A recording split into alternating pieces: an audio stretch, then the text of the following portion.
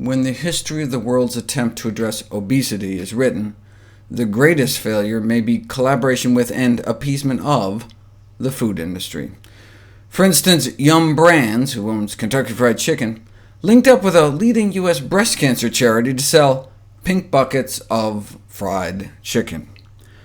Save the Children, an organization aiming to positively change the lives of children, was initially a staunch supporter of soda taxes, but recently the organization withdrew its support, saying that support of the soda taxes did not fit the way Save the Children works.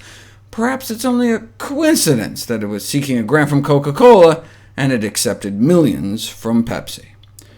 Through these partnerships, the food industry seeks to emphasize that inactivity, not the promotion and consumption of its calorie-rich products, is the prime cause of obesity.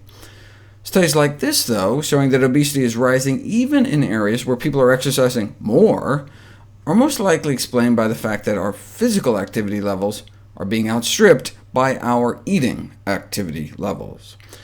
The message is plain. The primary driver of the obesity epidemic in the United States is now the food supply, and interventions targeting physical activity are not going to resolve it. So, while physical activity is good regardless, it will not address most of the burden of ill health caused by obesity. This is going to require a new focus on the root cause of the problem, the American diet.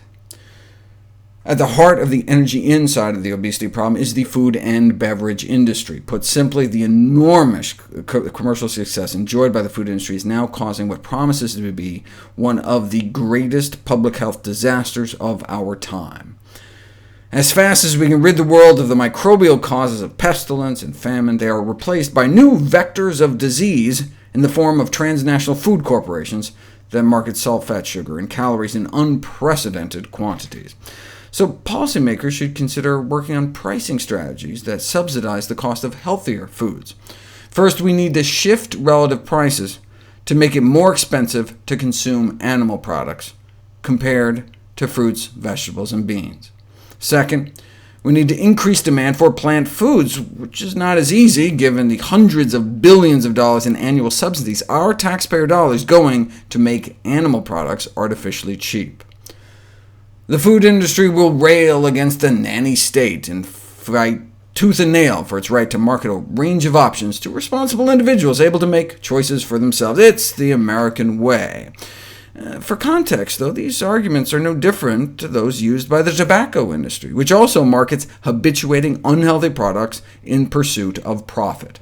In the case of tobacco, the American people have agreed that controls must be applied to limit the harms caused. Poor diet is now responsible for an even greater burden of disease than tobacco, and food industries must be controlled in the same way if the harms are to be reduced.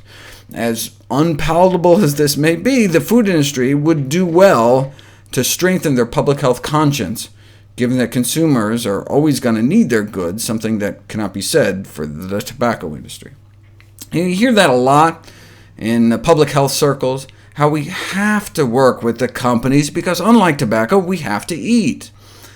But just like, yes, we have to breathe, but we don't need to breathe smoke, yes, we need to eat, but we don't need to eat junk.